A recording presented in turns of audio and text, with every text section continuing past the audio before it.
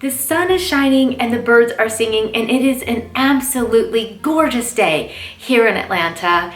And I don't know about you, but Easter really snuck up on me this year. Normally, I really plan things out. I go shopping. I think through all my ideas in advance.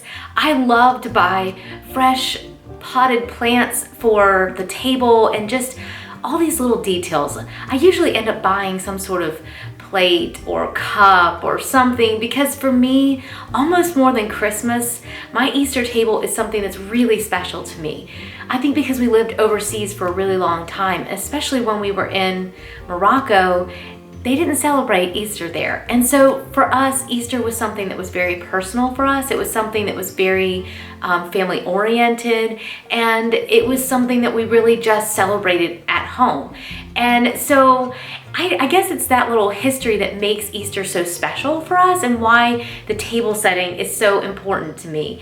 What I love though is that these ideas can take you from Easter all the way through spring and even summer. These are simple ideas that can be replicated without even leaving the house, because I didn't go anywhere, I didn't buy anything, I just used what I had. So I hope that this will inspire you today to just look around and see what you have on hand and create something really beautiful. So one of the very first things that I always do when I'm not sure of where I'm gonna take things is I get on my Pinterest board and I see what I've got pinned. And wow, I found so much inspiration there. Let me show you what I found there first. There are so many ideas that I have saved in my Pinterest board, and one of the things that I'm really excited about playing with over this weekend as we get ready for the actual day of Easter are all these natural dyed eggs. I think they're so cool, and there's so many different ways of doing it, and so many of us have things that are on hand. I think it could be really fun to just play around with it. I've also got a ton of ideas saved up for other ways to decorate the eggs other than just dyeing them. And I think these could be really fun if you don't want to dye your eggs. And again, these are all on my Pinterest board. Having an overall vision for what the table can become is really, really key to being able to create something that really feels like you. But don't get too overwhelmed either. Some of these ideas are pretty involved. Try to find something that's really simple that you feel like you can really achieve. The idea of eggs hanging from a branch might seem a little bit complicated until you kind of break it down and realize, hey, that's something I can actually do because I have a light hanging above my table. And maybe you have some eggs that would be really easy to just tie up with just some string that you already have on hand. It's one of our favorite traditions to make bunny cakes every single Easter. But I was eyeing some of these cookies and thinking, ooh, it could be fun to try something new. So we might just be adding some more bunny related things to our table. But either way, definitely have some fun with the treats, because let's face it, that's definitely what makes the table sweet. So many great ideas, right? There's just so much inspiration out there, and I just love that so many people in this world are so talented, and you guys too. I see the things that you do, and I'm continually amazed by all the things that you make and all the things that you do. So I'll show you my table and what I created today, and I'll share some of my tips and tricks as I share with you what I did.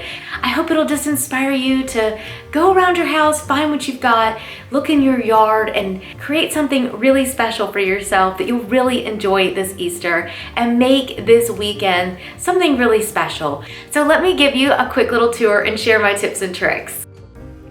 Before I begin, I really like to think about my overall theme of the actual room. As many of you know that have visited this site, my dining room / office, which is its normal function, is a very dark gray. It's hematite by Behr, and I love this cozy color, but it really needs to be balanced with a lot of light. So thankfully we do have a very large window in this space that just pours light into this room. But I also lighten things by just simply using a lot of white on the table. I used clear glasses. I really tried to infuse that ethereal ambiance into the space. I also didn't try to compete with the style that's already present in this room. I have a lot of modern things. I like those clean lines, but I also like a little bit of exoticism brought in through plants. So I actually filled these vases, these little hurricanes, with faux florals because I didn't have anything else that really just went inside of it. Clear glass also reflects light. Again, it just makes it very light and airy. I also grabbed some of my vintage plates that I have in my pantry, and I just absolutely love these. I even put a little egg, a little hard-boiled egg in there. I grabbed some sage from my garden and some lavender as well. Then I brought in things that I already had, like these really cute little bunnies that are so adorable. You guys know that I absolutely love to clip things from the garden, so I filled my vases just with things that I had growing in my yard, and it's an amazing trick because it feels so high-end, and yet it's just an ordinary bush. I didn't have a tablecloth that I really wanted to use for this, so I just grabbed some scrap linen that I had and put it right over the table. I also gathered up pillows from around the house for my theme that I wanted to use. I even grabbed the chair from the other room because, well, why not? It's a special celebration, and you can always just grab things from around the house to make your room extra special for this day.